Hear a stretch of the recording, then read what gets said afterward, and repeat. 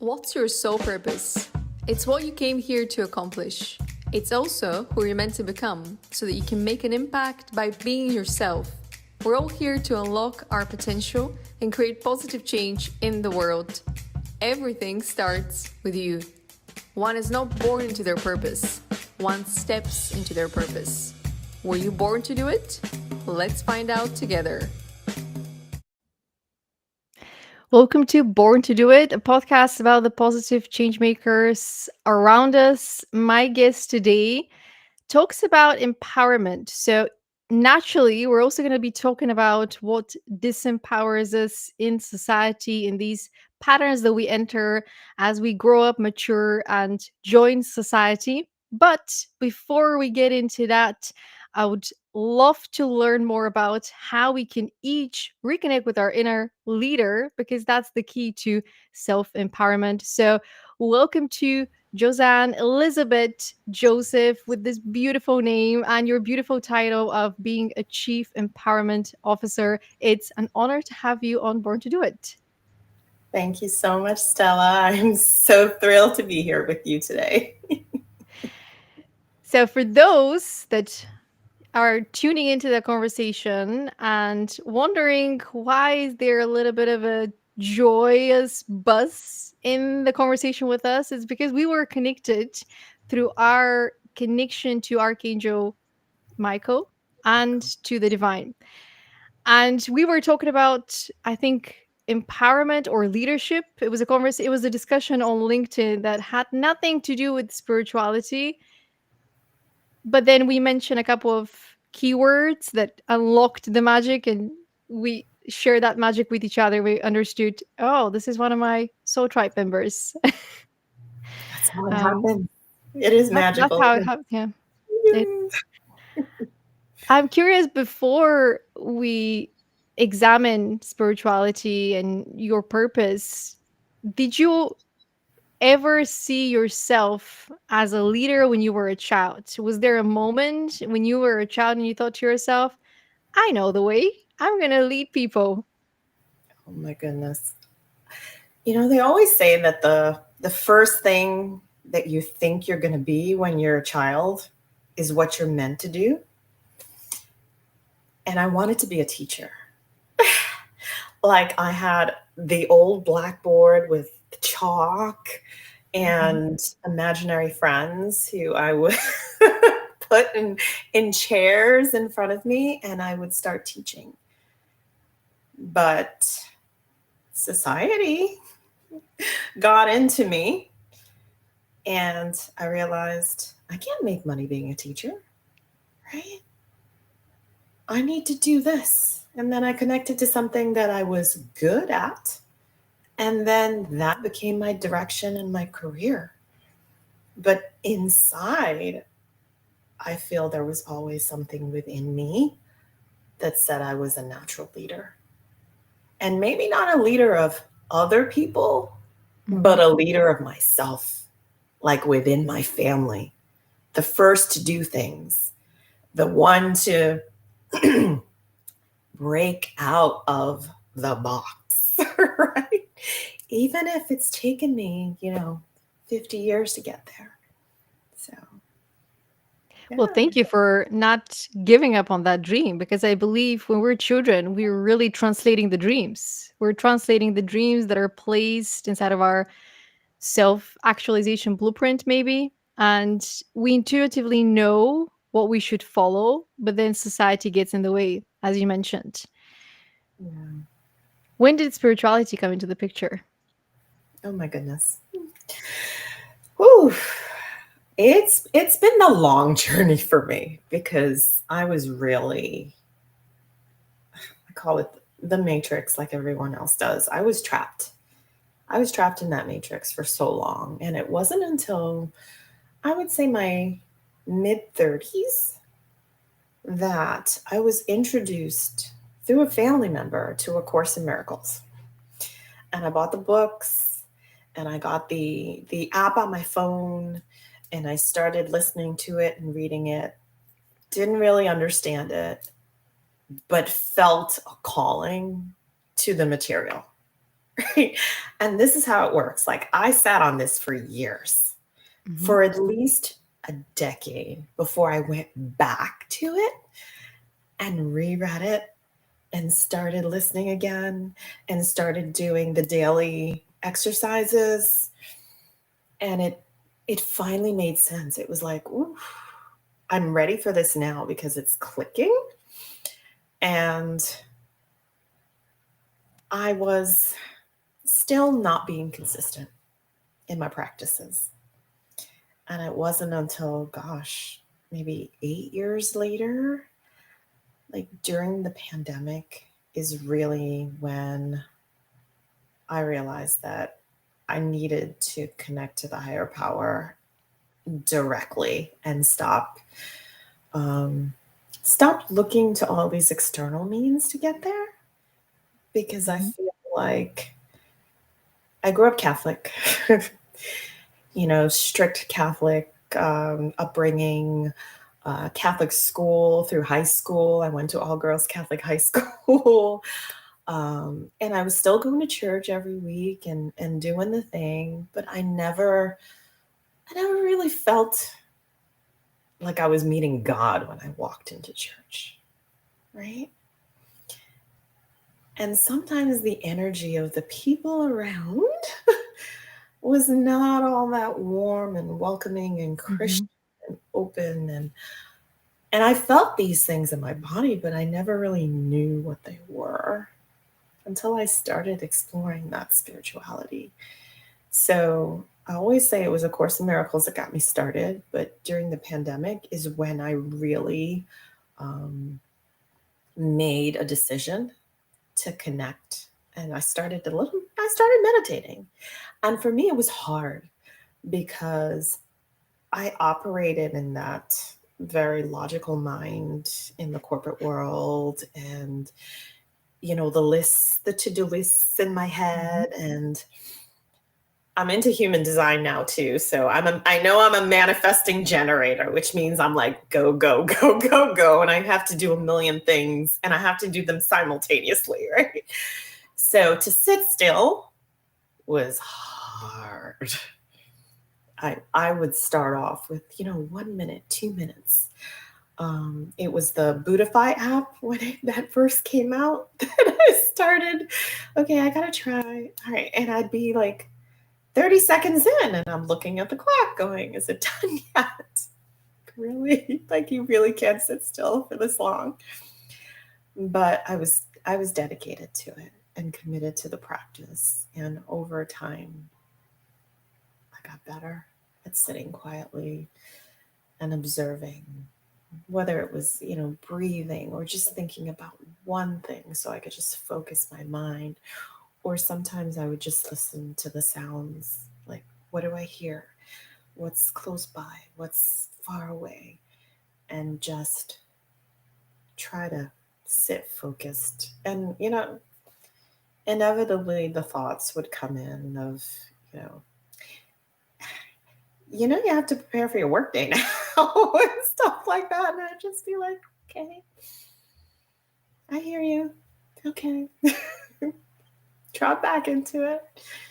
And over time, it's gotten so much better. And now it's just part of what I do. Like it's part of my practice in the morning and in the evening before I go to bed. And I can't say I do it 100% of the time because sometimes I'm exhausted or I'm out with friends or whatever, or you have a couple of drinks and you're just like, ooh. Um, but by and large, it's what I need mentally, physically, emotionally to reset myself every day. So Mm. yeah, It's the mental fitness. it's the mental fitness. Exactly. I was going to say Exactly. a lot of people spend a lot of time looking after their body and going to the gym and learning about fitness, but that's probably not even close to the truth. It's not a lot of people, it's a portion of humanity that does that. And they Mhm. are trying to bring other people to do that, to take care of their body. But actually, that's just the first level. Then we have the mind, which is the inner work that you need assistance with too, but there aren't that many trainers the way that you can hire a personal trainer for your body. There are more and more trainers that can support you with that mental level, but even they seem to be quite limited with their techniques because maybe half of them are opening up to spirituality because you still need someone to connect you to the next level. The next level is the heart, the Yeah. emotional level, where you have the trauma, where you have the belief system, which is then connecting you to the magic. Because if you were to connect to the magic without doing all of the other levels, you might just feel very unsettled in your reality. You might think, everyone is out to get me. They want my gifts, or you won't be able to truly ground that magic and use it in your business, use it in your coaching, use it in your services, which is where I think we're heading towards with our awakening, with our service to the world. I love it. I love what you mentioned about taking a decade to figure out why a piece of resource entered your life, because I've been there. I had people actually enter my life and they were talking about astrology. They were talking about numerology. And I was like, that has nothing to do with me. Why are you speaking to me about that? I wasn't necessarily offended, but I was like, why? Where do you see that? I don't see it anywhere inside of me. Like, I was so focused on the things that I was preoccupied with. And I was very passionate about the things that I was working on, that I didn't even leave that room open for exploration, that there might be more. So sometimes that's how life works. It sends us these messengers, these mentors, but we're not ready to hear the knowledge just yet. So when we are ready to hear it, we put the pieces together. We're like, ah, if only I could have seen it then.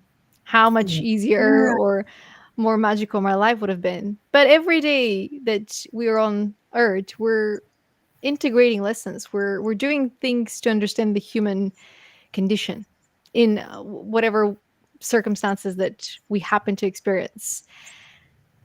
I think our stories inevitably lead to a point where we lose some of our essence, where we get lost in society a little bit, where we lose some of our power. And so, my first question in regards to your job title, Chief Empowerment Officer, is why do we usually give our power away? Are we programmed to do so? Is this some sort of fault in our wiring, in our own human psyche that we're here to overcome? Is it a flaw or is it to be expected? And therefore, it's part of our self actualization journey. Yeah. So where do I begin? I think we are conditioned, right? And it's societal. And it starts from the time that we're born. As children, we learn to start giving the adults around us what they want, right? We realize that love and acceptance are conditional, right? We're not Mhm. getting unconditional love. It's when we behave, when we be quiet. My mom used to always say children should be seen and not heard. And it contributed to my shyness, my quietness, my I'm going to be a pleaser. I'm going to please my mom. I'm going to, you know, be that perfect little girl that she wants, look pretty, smile. We are conditioned, especially as girls, as young girls, and then we grow into to the woman who knows how to please everyone, knows how to take care of everyone around her, and puts herself last, right? Mhm. Because we're taught that if we put ourselves first, it's selfish. You're selfish. And they want to label you and put a name on you, right? And I remember times in my childhood, a couple of times that stood out to me where I wanted to do this and my mom was like, no, no way. And stop being a little bitch. And I remember her saying that to me twice. And I mean, it now that I look back and I reflect, ooh, it all makes sense. Like why I shrunk back, because she was the authority figure for me in the family. My dad was like the more unconditional lover. It was like I could do no wrong in his eyes. But my mom was very critical. She was very, very critical of me. And I grew up wanting to please her, bringing home the good grades. She was one of those parents who, if I had, five A's and one B, why do you have this B? Not, good job, Josie. You did great.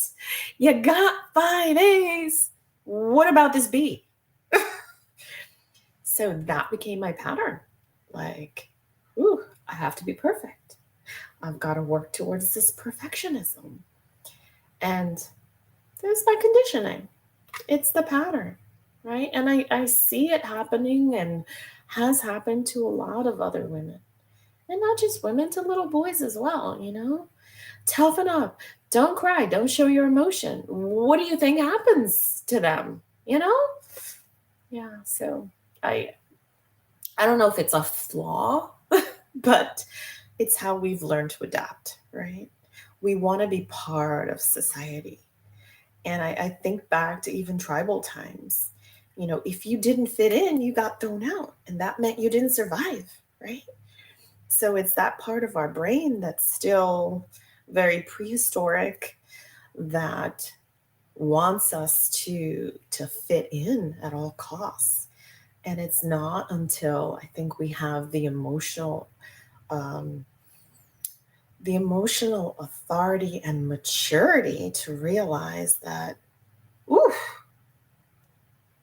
I've lost myself if I keep following the herd, right? And I always had this thing as a kid, and I didn't know what it meant, but I would always say to myself, I don't want to be average. I don't want to be average. I don't want to be like everybody else. And I don't think I really knew what that meant until I had that maturity to realize, oh, this means I don't want to follow the crowd. I want to learn about me and how I can be more me in this world. Yeah. Some beautiful lessons here that you're sharing with us. Being average, also, I think we associate it with the average job that some parents do, some teachers do, whether they're our parents or the parents of people that we love, the people that we see every single day. Some of them are doing an average job because they're an average person.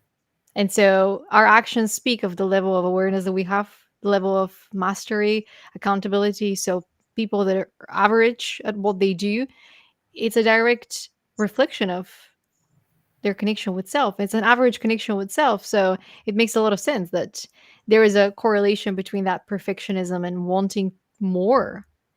And I think it also stems from the idea that you want to experience more.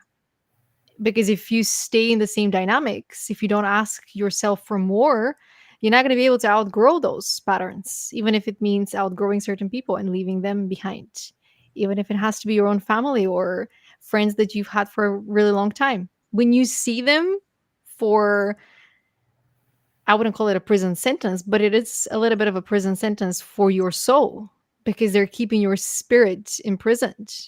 Sometimes being around certain people, it's like an agreement that you're signing at the level of your soul.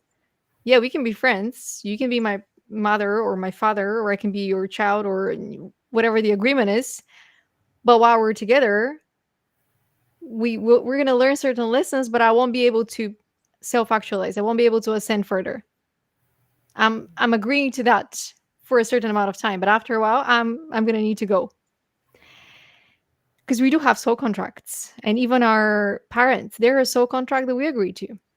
Yeah. I think everyone that arrives after somebody else, they've agreed to the contract because they're arriving after them. So as children, We're choosing some of our battles, even if we don't understand them at the time of us being children. Perfectionism is a big one, though. I've struggled with perfectionism as well, and I think sometimes when parents give that sense of perfectionism to their children is because they want more for their children, but in a very twisted way, where they're not able to validate them, they're not able to love them in the way that they need, Mhm. but they want to. Maybe it's a warning from their own soul in a way that they cannot communicate it, but it's a soul to soul. I'm going to treat you in a specific way for you to want more because I can't give you more. Like, this is the amount of work I've done during my lifetime. I would not be able to do more, but from my soul to your soul, I need you to ask for more. Therefore, you're going to experience more pain so that you have more tolerance and you can access more wisdom. I don't know. I mean, it's very easy to think about those life lessons from a future standpoint of view, but while we're living through the pain, through the uncomfortableness, it's not easy at all. So, and yet, as someone recently mentioned, we cannot know the power if we haven't been disempowered. So maybe that's just the way that we learn those lessons. Yeah, good point, Stella. Yeah, there's a duality. There is a duality. Yeah, But on the theme of high performance and giving our power away and connecting the childhood trauma to the patterns that we later on see in the workplace and in society, friendships, relationships, I can't help but wonder, does every person on earth eventually go through burnout? Because it seems to be the case nowadays, especially as people are opening up, they're sharing their stories, whether that burnout was caused because of overworking or it was caused because they were in a very abusive relationship and their emotional capacity was just depleted, whether it mhm. was a spiritual burnout because they're fighting these spiritual battles that nobody knows about. Is everyone kind of wired to go through this in today's world, I suppose, especially with the overwhelm that we feel from technology and all the changes that are happening so fast? That's a great question, Stella. Whew, I think, like you mentioned, everyone goes through something. I don't know if I'll necessarily call it burnout for everyone, um, but it can be that soul level disconnection, right? That chasing all of the external stuff that we're taught to want more. You need this, you need to have the house, you need to have the car, the career, the 2.5 children, and you go through all the motions, and then you realize, okay, is this what success is supposed to feel like? Because by societal standards, maybe I'm successful, but I'm not feeling that on the Hmm. inside, that my soul is satisfied, right? Yeah. But Hmm. I don't think a lot of people even know what it is. I have the greatest example in my mom, who was always, she was a self-sacrificer.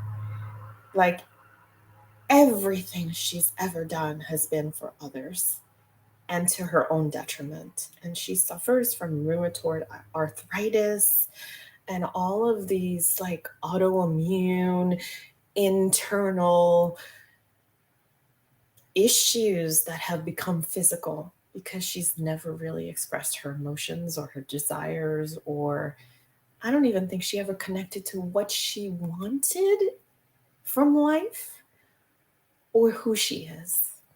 And now she's suffering from dementia.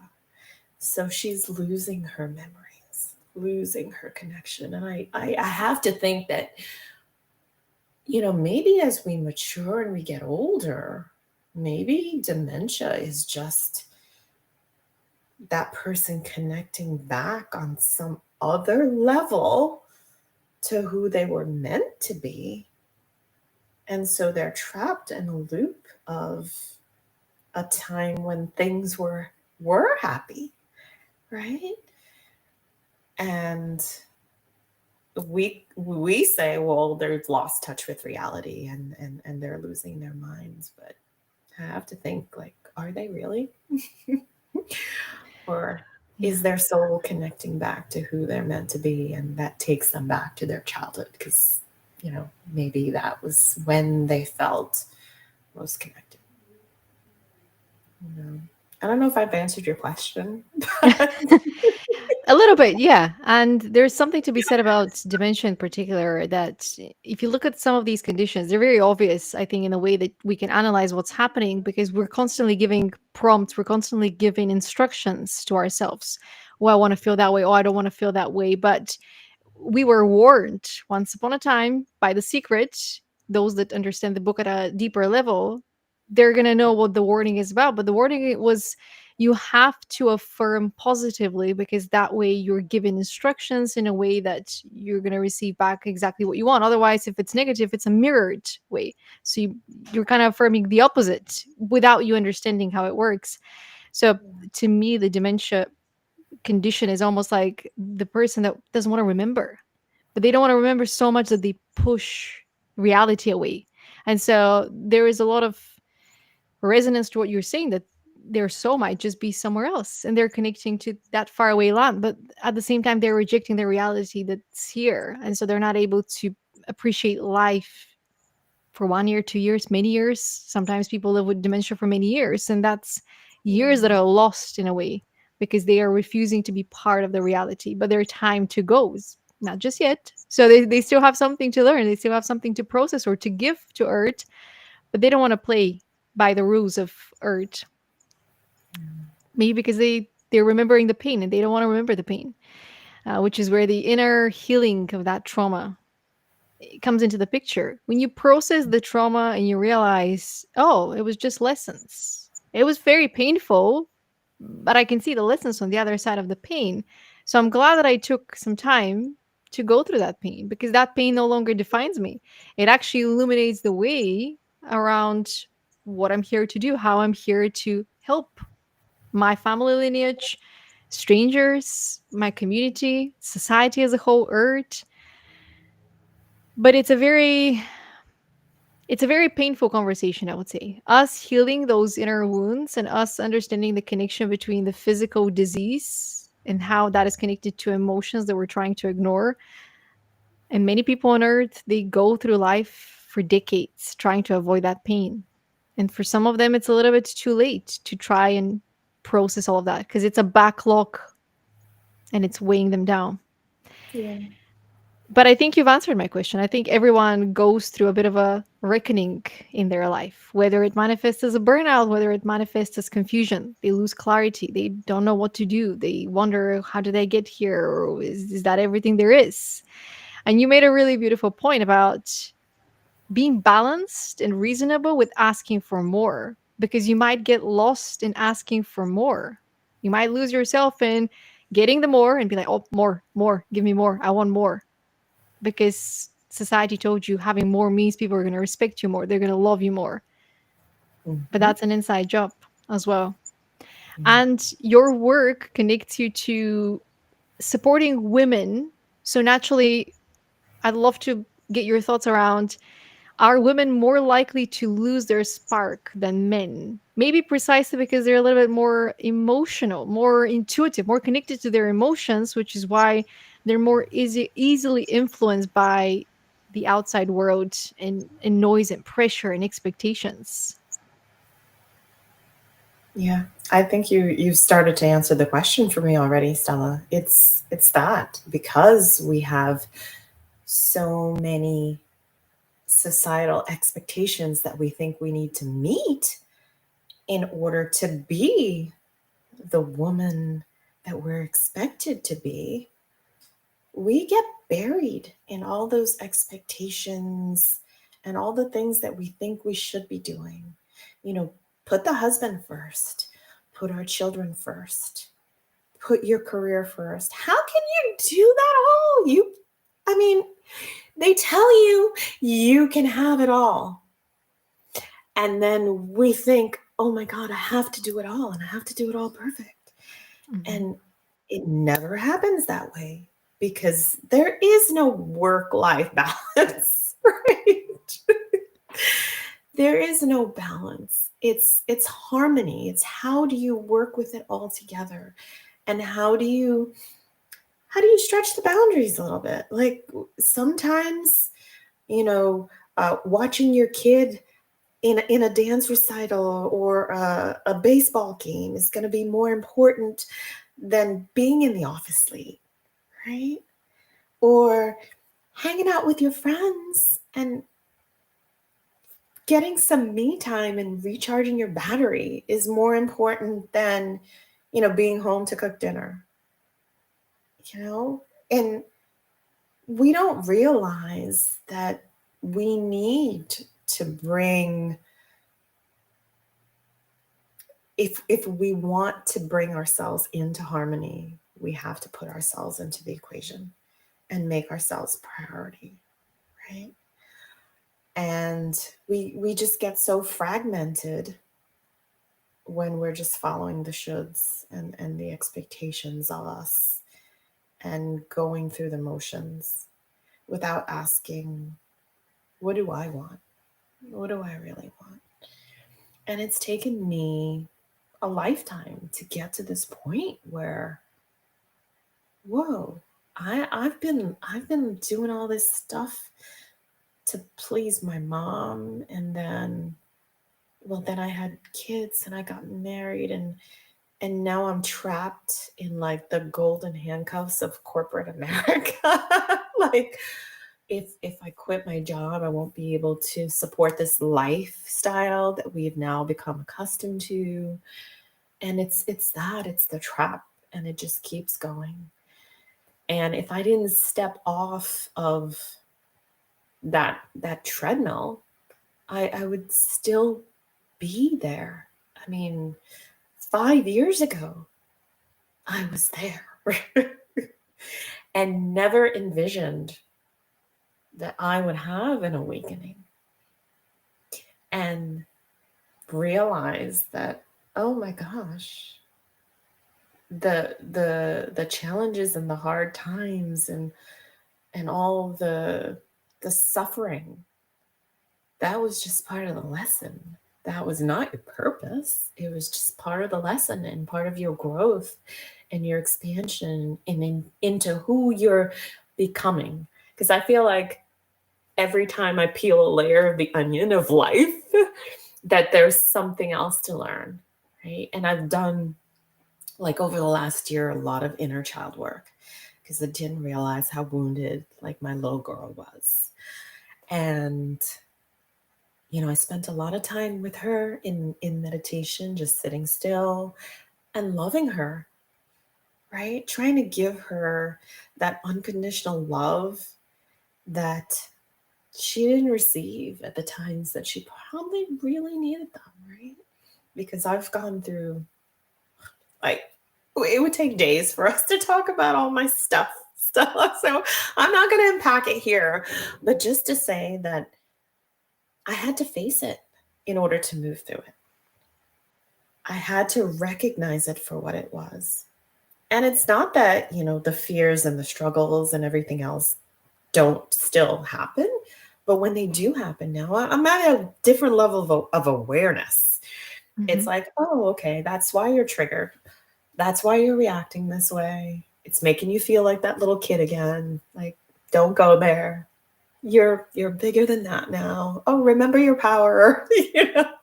So it's revising the self-talk and the inner mean girl, the inner critic that I used to have with me all the time, and just reminding her, that's not you. That's just the noise. That's not you. You're here. You're in the heart. Mm. And this is where you Absolutely. need to Yeah. come from. Right? Yeah. So yeah, I hope I've answered your question on that one. Absolutely, yeah. I would say the way that you speak about your trauma is not from a place of woundedness anymore. It's not from a place of pain or desperation, but rather a place of understanding. And so I would say that after facing your own pain and shadows, you've become an alchemist, Jozanne. This is the power that you've unlocked, the power of the alchemist. So when you look at all the painful memories, you understand right away, oh, this is why I went through that. It was meant to teach me this, and I've learned it now. And there is something to be said about people triggering us now. They're mirrors of our growth because we simultaneously think, oh, this is how I would have reacted 5 years ago, 10 years ago, 15 years ago. And Mhm. to give ourselves a little bit of a praise for having the courage to do the inner work, and also take a moment to send out more love versus reacting before you respond to the person that's triggered you in a way that's a little bit more elevated, a little bit more evolved, because we've evolved. It's not Yeah. about bringing each other down. And I think this is where we break the cycles. When people trigger us, sometimes it's intentional, sometimes it's because they want to bring us down. But when we've learned the lessons, we actually uplift them because we understand there is power in uplifting each other. There is power in that unity that comes when we're each uplifted. And I think part of our mission here is to become messengers of that unconditional love that we didn't receive. Not that it was owed to us, but rather we recognize that Earth can be a much better place for all of us if we were vessels of that unconditional love. And while we weren't receiving unconditional love, we were always receiving it from our spirit team, which is another lesson that we're passing on to humanity, I guess, with our testimony, with our storytelling, with our lessons. And so you've actually given me an insight with your answer that yes, women are more likely to lose their spark in life because they're more intuitive, because they're more connected to their emotions, but they're also more likely than men to recover precisely because of that power of their intuition, precisely because they're so connected to their emotions that they understand when they allow the emotions to flow, that flow is going to take them where they need to go, even if it goes against everything they've expected, everything society has told them, because they're picking up on a frequency that's much higher.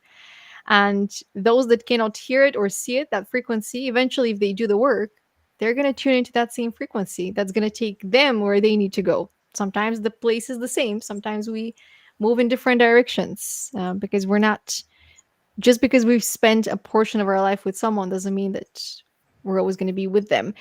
And I feel like there is more to this conversation also because some women on earth, they have more of a masculine energy that's authentically theirs. And Oh, some yeah. men, they have more of the feminine blueprint inside of them. That doesn't mean that they should go and change their gender. It's meant to be a recovery of the understanding of self so that they can channel their gifts in a way that's authentic to them. I think maybe one day we're going to be ready to have this conversation, maybe not just yet. But this awakening journey, it's bringing up a little bit of confusion in society. And so some people have taken the understanding that there are more masculine traits inside of them very literal, and they've severed themselves from the intuition, or they've transition to a different gender thinking, oh, that's how I'm going to self actualize. But actually, Mhm. it's a little bit more complex, more nuanced, and more magical than that if we were to expand and open up to that magic. And maybe a chief empowerment officer is the person to bring us back to that magic. So tell me about the role of a chief empowerment officer. How did you design it, create it, find it? How did you understand this is your purpose? This was the alignment, the perfect alignment. I made it up. I made up the term. I'm like, I love yeah, it. I'm a CEO. I'm a founder of my company, my coaching practice, and my focus is empowerment. I want everyone I touch to feel empowered in my presence, right? I want to bring light. I want to be that mirror for others to see how worthy they are. Not through the external stuff, not through the faking of the personality to fit in, but just by who they are, their essence, and connecting that back, talking soul to soul, heart to heart, and not not just the physical. Like you touched on something there when you were, talking about, society and the awakening, and how some people with the more masculine or feminine within them, they're trying to change the external, but the work is inside. So no matter which sex you identify with in society, if you're not good inside, it's not going to make a difference. And I think that's the awakening that we really need to have, the spiritual one, where we realize that no matter how I was born, no matter how I look, no matter how I present to the world, that's my perfection. That's my beauty. That's my gift. That's what I was given. And I'm meant to find my joy in that, bring out my heart, use what's on the inside, because that's what really matters. That's what's going to take me to that next level. Because it's not, having the sports car in the garage. It's me being able to walk into society and walk into a room and meet and talk to those people who have those dark, heavy energies, and be able to hold myself where I am. And as you said, Stella, lift them up. Lift them up rather than me sinking down to that level. And it's taken me a lifetime. I'm still a work in progress, but I'm so much better at Just being human. it. Yes. Being a soul, having a human experience. In the last two episodes of Board to Do It, we talked about the role of a chief consciousness officer and the role of a chief embodiment officer. So I love that we're continuing the conversation with chief empowerment officer.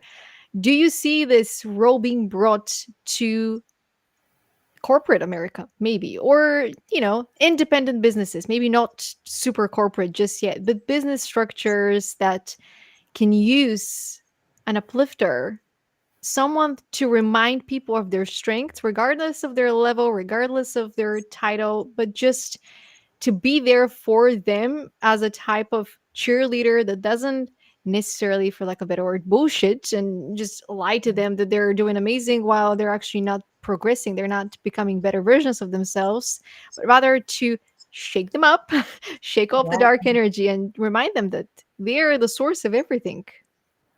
I would love that. In a perfect world, I would say absolutely yes. Yes.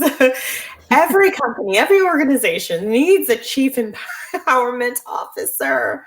That's the person who brings out the best in the people who are working for you and with you, right? If people don't feel that they're valued, what are they giving? Not their best, right? So yeah, and I always think back to, I don't know if you're familiar with the series Billions. A little, I haven't watched the whole show, but yes, The Wendy character. I've not That watched was, that one. You got me. Like, I use oh a my lot of god. movies and TV series, but I Okay. haven't watched that one. Okay, so Wendy was like the right hand to to the main guy, and she was the internal coach, but she was also a psychologist. So she had the medical degrees as well, but she was the one who pumped them up and helped them remember who they are. Yeah. If they're doing not a great job, they're losing money this quarter, you go have a meeting with Wendy, and when you come out, you remember your lights. You remember what you're capable of, and you go out and do it. And that's that. I always have that little spark in the back of my head. Oh, I'm the Wendy. I want to be the Wendy for every company, for every woman, every man out there. Like right now, I'm hyper focused on women because of the struggles that I went through in corporate. And I see so much of my old self in the women who are still there. So I want to help them rise. Help them rise. Not necessarily leave the space, but uplift the space. Yeah. Balance the masculine with the feminine energy so that we do have more harmony in these companies that are changing the world. Yeah. And maybe So, this is a role for female-led organizations because I mean, it's a small percentage of women that have very successful businesses because of lack of funding and so on, societal expectations and resistance. So maybe the chief empowerment officer is the role that enters female-led businesses, female-owned businesses to set a precedent to show what female empowerment can do. Because men have been hyped traditionally in society, so it's yeah, time for women to be hyped up and yeah, elevated a little bit more. exactly. And we can do that for ourselves. Hello. Yes. Now is the time. We're ready. We're We ready. are ready. Yeah. And my next question kind of leads to that. Who Mhm. needs to hire a chief empowerment officer in the sense of can you think of an industry that can really use some of that female magic, female power, and the female leadership in the conversation, in the direction of the conversation that we've taken, that maybe it's more female empowerment that we need in society to restore the balance and the harmony? Yeah. Um, when I think about industries, it's where I came from. It's financial services. It is so heavily masculine. And that's why we have these crashes because there's too much toxic masculinity leading the space. And if we did have more women, we would have a different voice in the room. And not just, the one or two token women that they have to say, oh, we have a diverse board, we're blah, blah, blah, mirroring society, blah. That's all BS and smoke and mirrors. Let's be real. Let's give women equal seats at the table and let's have real conversations where we challenging each other and we're able to grow by trying to bridge our differences instead of going to extremes. And I think that's where we are in the USA now. We've gone to extremes and it's toxic masculine energy that is no longer serving us, that is fragmenting society instead of bringing us together. And it serves only the few who are in power and seeking to grow and hold on to their power. It's not, they want us to fight. They want us to be in disagreement, right? Because then we're not focused on what's really important. We're not focused on meeting the needs of society in general. Because when people have their needs met, they don't need to do things like steal, cheat, pull other people down, because we can all uplift each other and we all have each other's backs. That's the ideal society, right? That's what I would love to see more of in this world, starting in the corporate world, because that's what impacts everything. They're the big companies who are hiring people, going into countries and influencing government, right? They're the ones paying the lobbyists and the influencers to do what only serves a handful and destroys and destructs not only Mother Earth, but the society as a whole over time. Right? They're not thinking about the long term, the bigger picture, what world they're leaving for future generations. Their own families are all they care about. Like, oh, I'm going to leave it for my family. Well, guess what? Your family may not be here forever. And we're meant to live as one. I ultimately believe that we're just meant to live as one because we're all part of the one. But we forget. We forget. And it's all about the remembering that brings us back home. And as we, one person at a time, wake up, we can cause that ripple effect where we're waking up others in our family, in our friendships, in our society, in the work that we end up doing in the world. We're lifting. You're lifting, Stella. This work that you're doing is a gift to the world. And you have so much that's been given, that's all here, that, we need to get those waves of frequency moving and lifting and elevating. Right? It's true. Yeah. Thank you for acknowledging the work that I do, Jozanne. I absolutely, it's an honor to do that. And it's an honor to meet people that can recognize where it's coming from and that it's coming from the divine spark that's within me.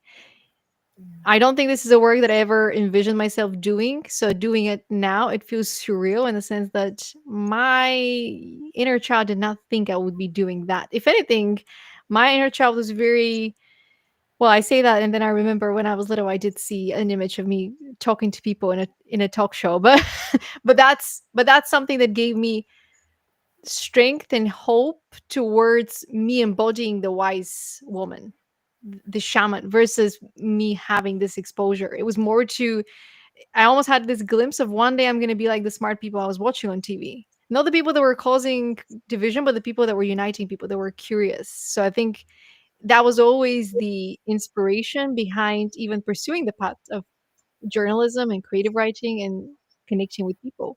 It was the truth. It wasn't proving anything to anyone. It was the truth. I want to uncover the truth. I want to bring it. I want to share it. I want to unite people so they can start exchanging together.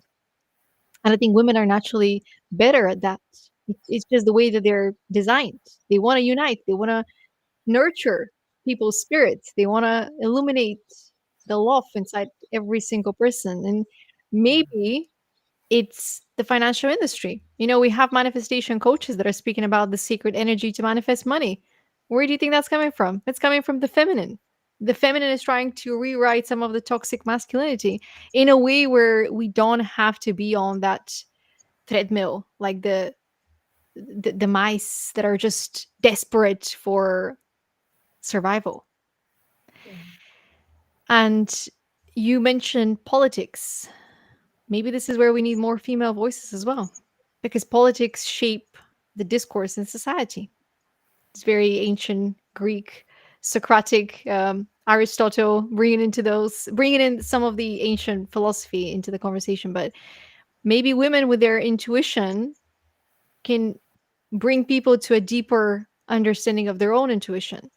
Maybe women are the leaders that we need right now so that they can create the bridges with their words, with their wisdom, so that everyone in the future can do this work from a more balanced state of being. Because this isn't about a conflict between men and women, once again, it's about what are the inherent abilities that we each are more connected to because of our gender.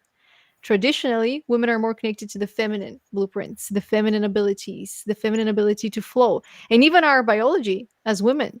This menstrual cycle that we have, we're still learning about what it means. Why do we go through this cycle monthly? Certain things shift in our body, biologically speaking, but also spiritually. That attunement that we experience every month, it's a price that we pay, maybe, for our intuition. Men don't have to go through that. Men can Yeah. sustain this level of performance every single day. Women are like this. But there is a gift in that as well.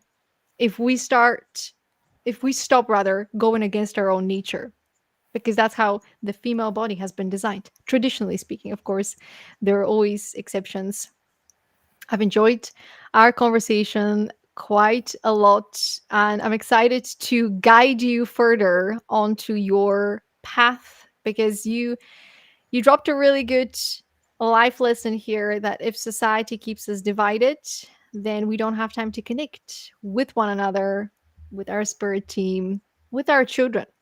The children are crying, but you're busy fighting off that neighbor that offended you because your ego can't allow it. You forget that you're a source of love, that you can forgive your neighbor, that you can pick up your crying baby. And that's how we create the generational trauma.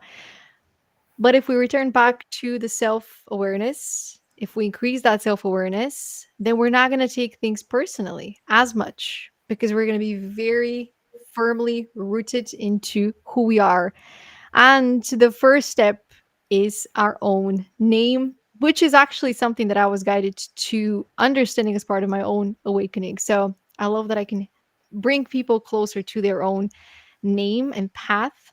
And in your case, you have also added another path as part of your marriage. So that's exciting to see and guide you to understanding it as well.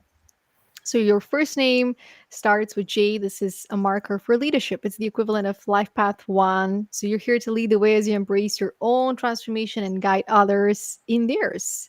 So being the role model in a way. One is also associated with the identity. It's not just leadership, but yourself. You're leading with yourself. You're the example. You're the testimony. And this is the path that you're on to accomplish your own purpose and to channel your own potential. The middle path is how you're assisting others. E equals 5, which is the life path for creativity, infusing your work with joy and creativity to ignite other people's spark. 5 is also the domain of education.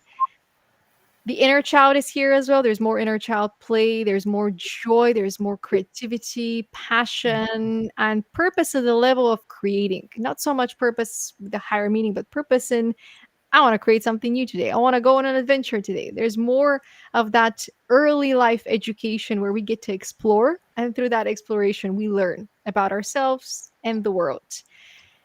Then the last name or names, this is your style, how you're going to communicate your ideas and kind of the themes that you're going to explore as you're connecting with people. This is what's going to bring you closer to people and your style. So, leadership is the first one, empowering and uplifting others to take charge of their own life. The more you see yourself as the uplifter, the more you're in alignment with that last name.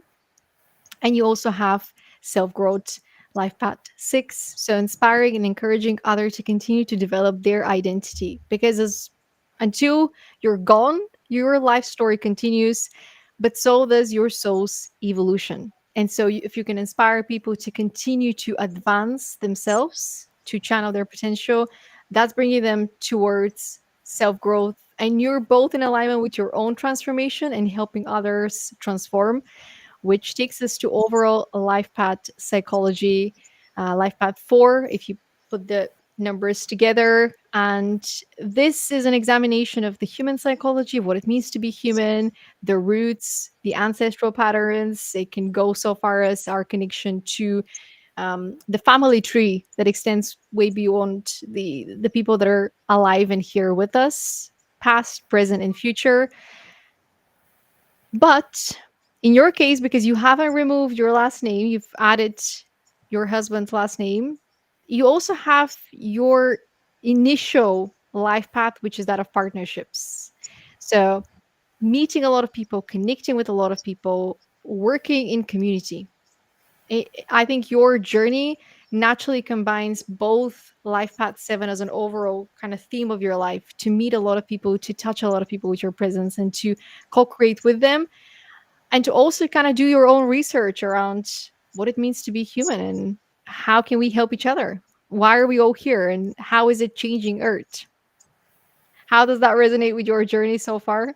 I love this. It's almost like you just lifted the blueprint onto my life. and, and there's a perfect match. Yeah. I love numerology for that reason. It gives us, I think, confirmation and guidance. It doesn't explain every single thing, but it just, in moments of doubt, we can look back to some of the coordinates that are inside of our own earth instructions and think to ourselves, okay, maybe this isn't so much in alignment. Let me see what else I can explore.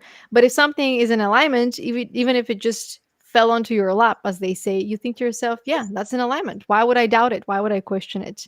Because sometimes we block our own evolution like that. We question things and it's the imposter syndrome that kind of enters the mental space and we block our own success, especially Mhm. when we have leadership. A lot of people doubt their leadership abilities, especially women.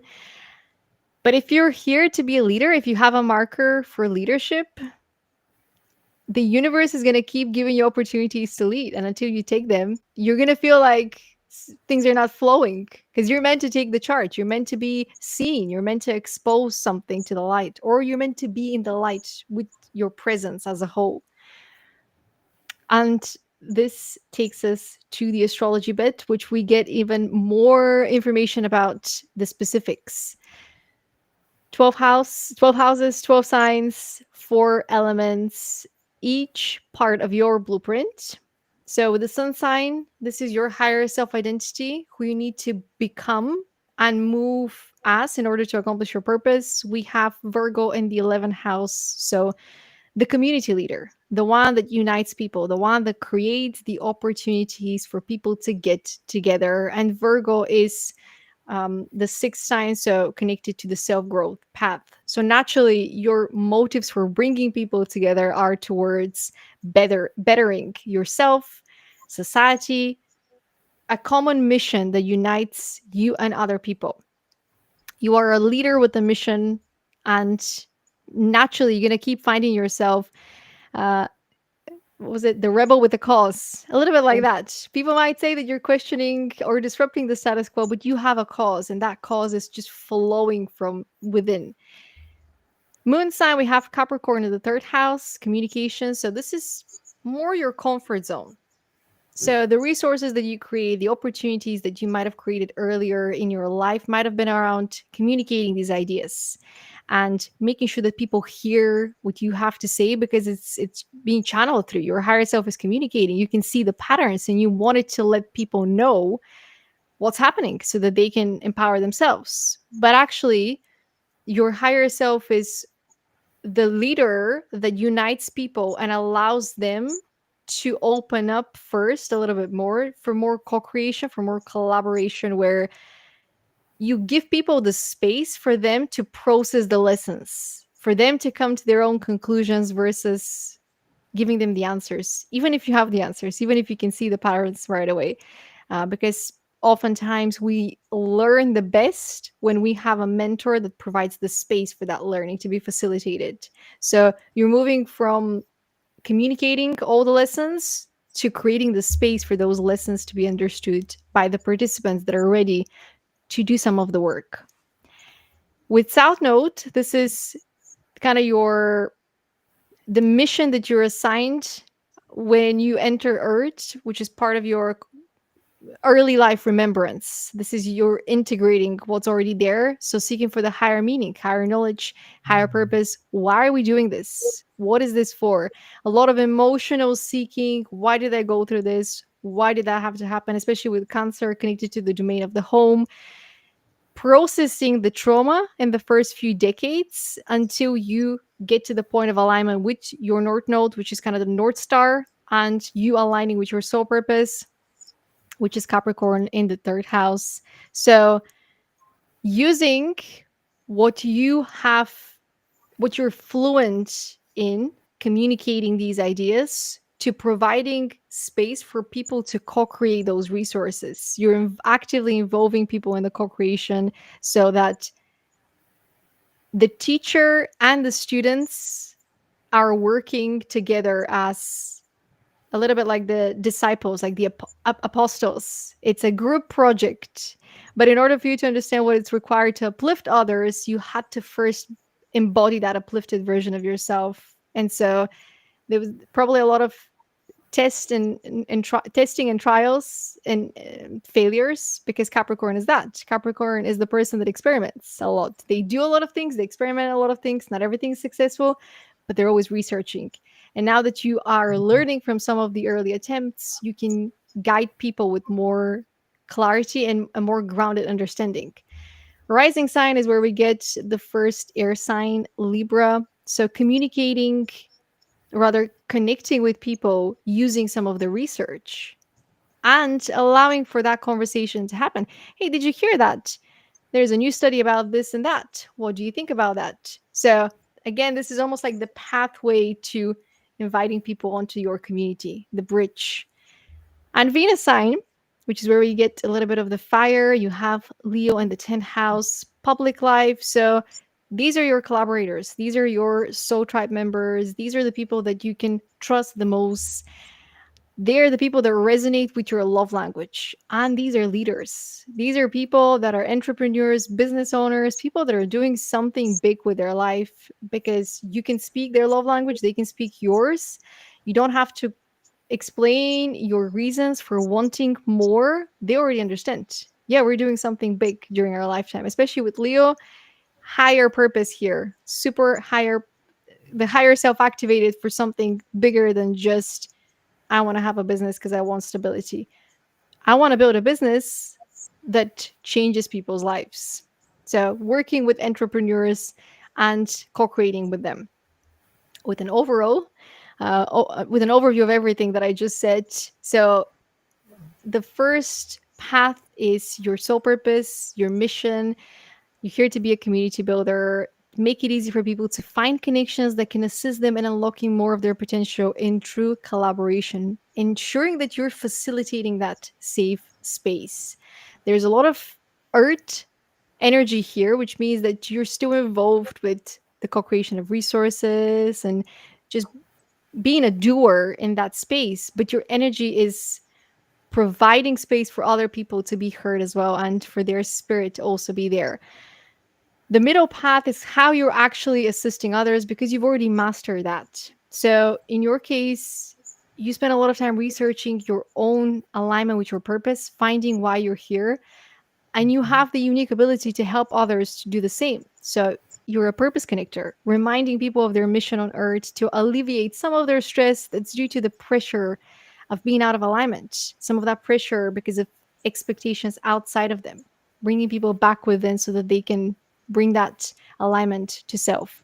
And we have the last path, your communication style, how you're connecting with others, the dual paths 1 and 6, so leadership and self growth. You're here to be the leader uplifter, uplifting the leaders, building resources for and with people whose career path brings them into the spotlight to create societal change. And I've added partnership in the at the bottom, but it's partnerships and psychology. I think naturally as a community builder, you're going to be connected to a lot of people, but there is an element of research that your consciousness is doing to understand the bigger why. Why are we here? What's happening? What's the societal change that our presence on Earth is going to do?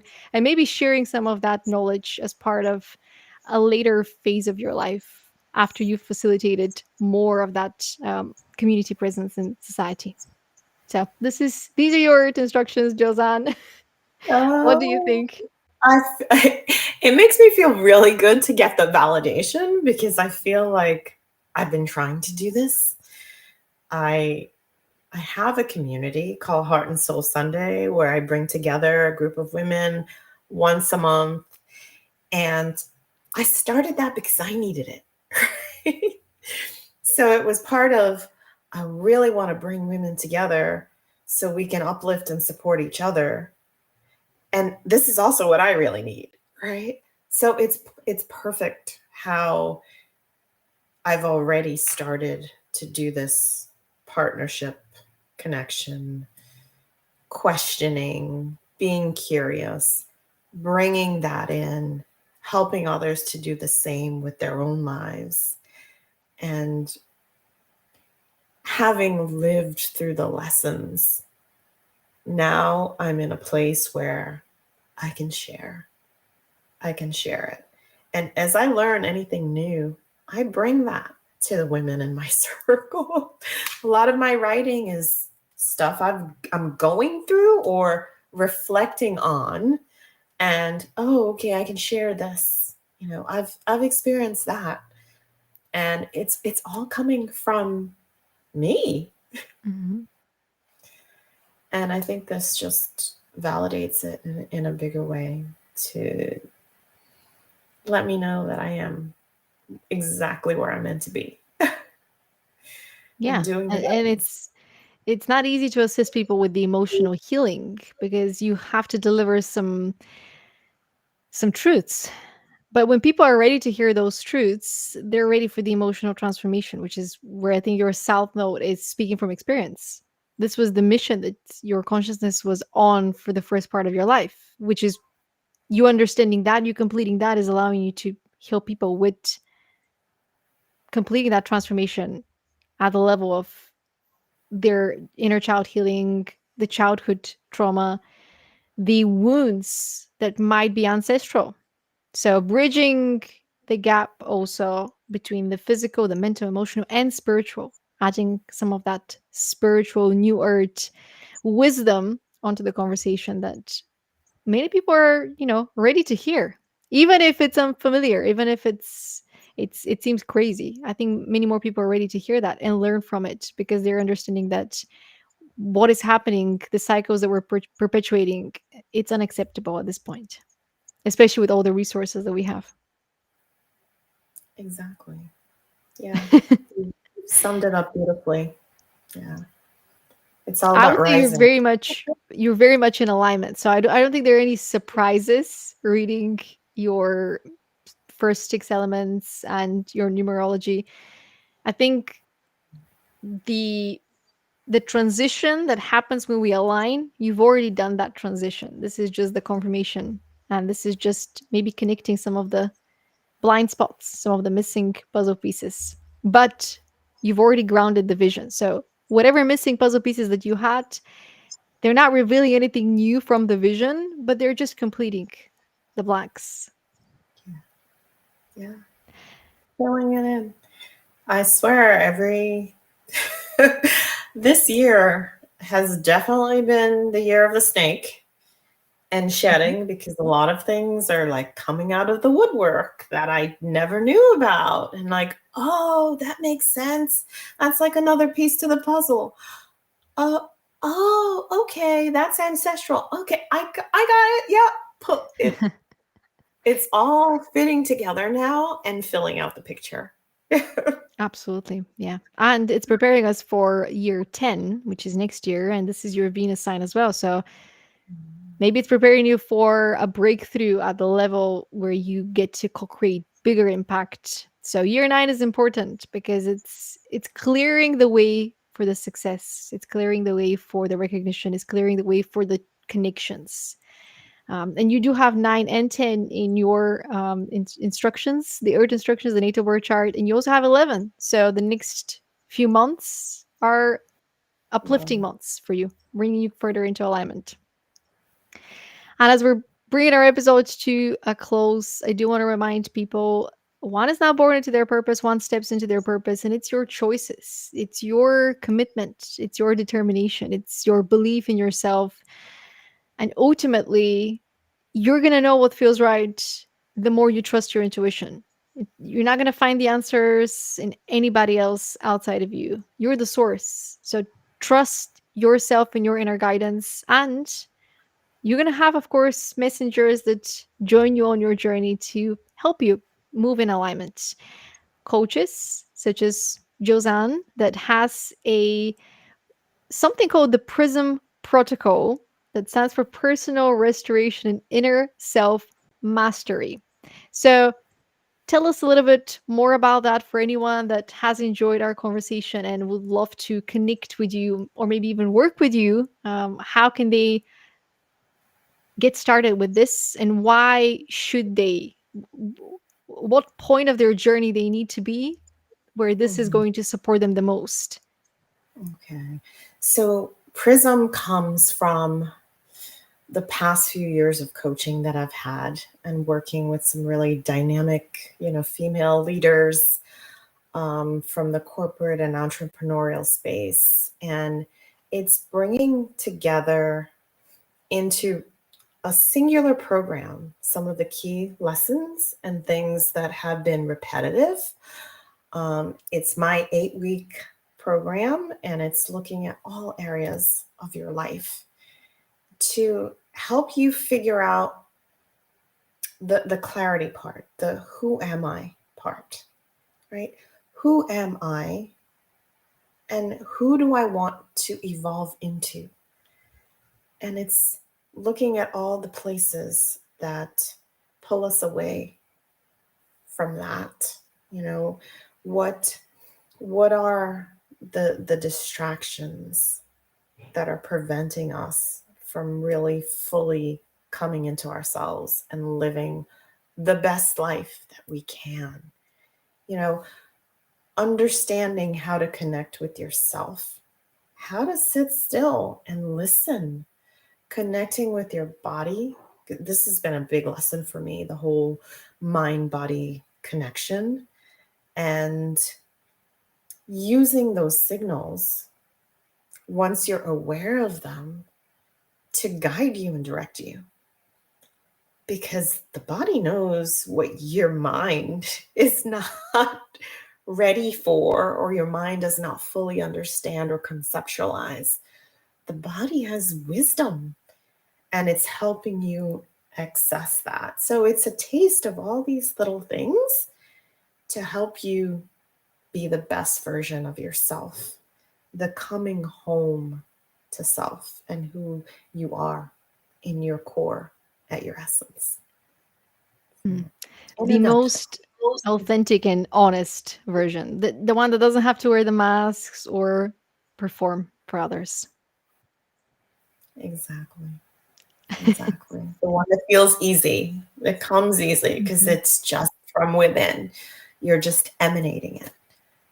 It doesn't have to be a performance. Absolutely. And there was a quote that I just saw before our conversation that we do not have a relationship with one another if we cannot disagree on something. Because if we cannot disagree, then it's all performance. So, how many Yes. of us are actually capable of holding space for disagreement in our conversations when it comes to our collaborations, partnerships, life partner, family, in a way where that disagreement is a conversation? It's not accusing people, it's not pointing fingers, it's not shaming, gaslighting, blaming, but rather let's examine that together. Yeah. Yeah. And sometimes it's okay to have disagreements, Yeah. and we can still love each other at the end of the day. It doesn't have to be polarizing. Yeah. We're supporting each other in our quest for truth. And I do have one last question, which is connected to the energy that connected us, I think, Archangel Michael. And I'm very curious, when did you first connect with Archangel Michael? And were you at the point of your journey where you were seeking for more truth, more guidance, maybe justice? What was kind of the energy that aligned you with Archangel Michael? That's funny that you asked that question, because it was me wanting to connect to my intuition. I don't know where this stuff came out from, but something popped into my email one day, and I went to this session. I shouldn't even say I went. I joined. It was online, and I listened, and I heard about the Akashic records, and I'm like, just out of curiosity, I'm like, what is that? You know, I've never heard of that.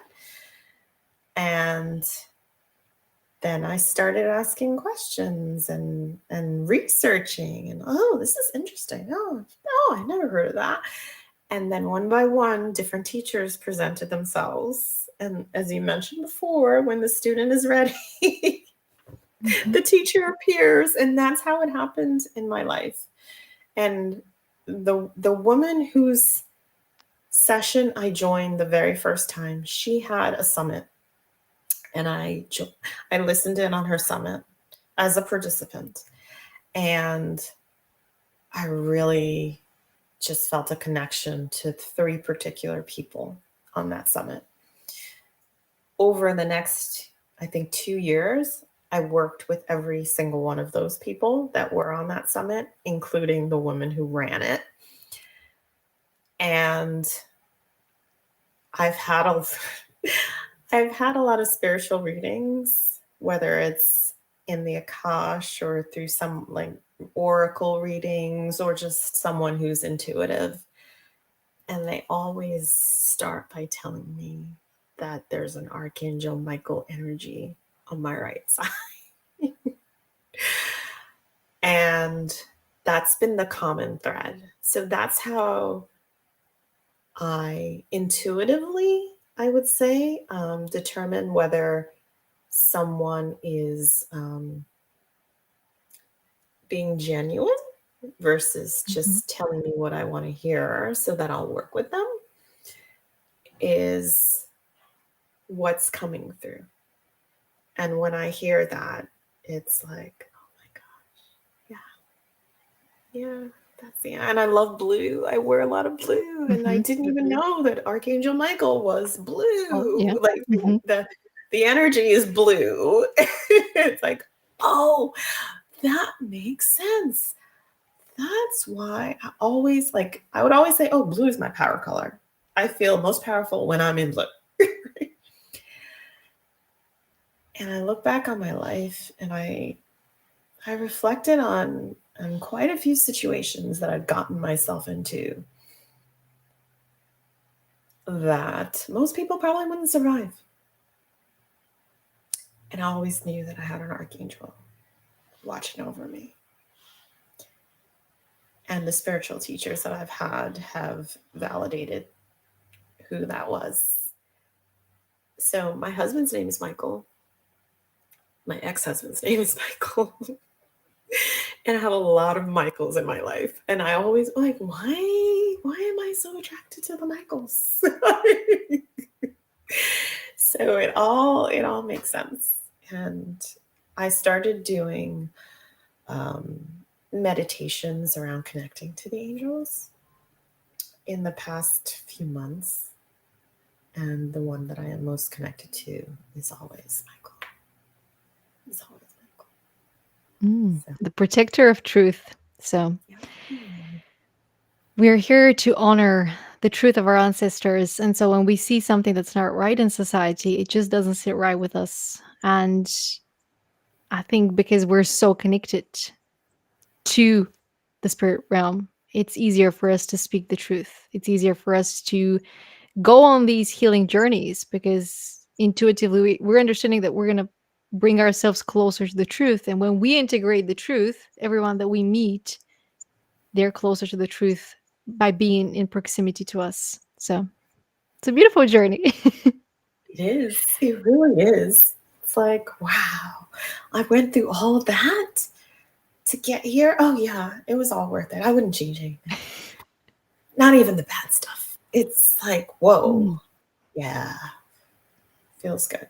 It feels good to be in my skin. And I want that for everybody, right? yeah. hmm what's interesting is I had two roommates that were called, named after Archangel Gabriel. Only one of them was more religious, but long before I started speaking the spiritual language and connecting more and being in that daily communion with the spirit realm, I already had a lot of messengers and signs. And I think people that are awakening and ascending, they're gonna figure it out. They've had all of these prompts, all of the synchronicities and the signs. They were just not at that frequency. They couldn't they were blind to it. They were deaf to it because they were just in the 3D level. And so when they start to pick up on the clues and connect back on their life where they first interacted with those words or those messengers, they're going to realize they were always guided and they were always protected as well, because some of the things that we experience, they're not nice. Some of them, there might even be cruel and violent, and just confusing to our own psyche to understand why would people act in the way that they did.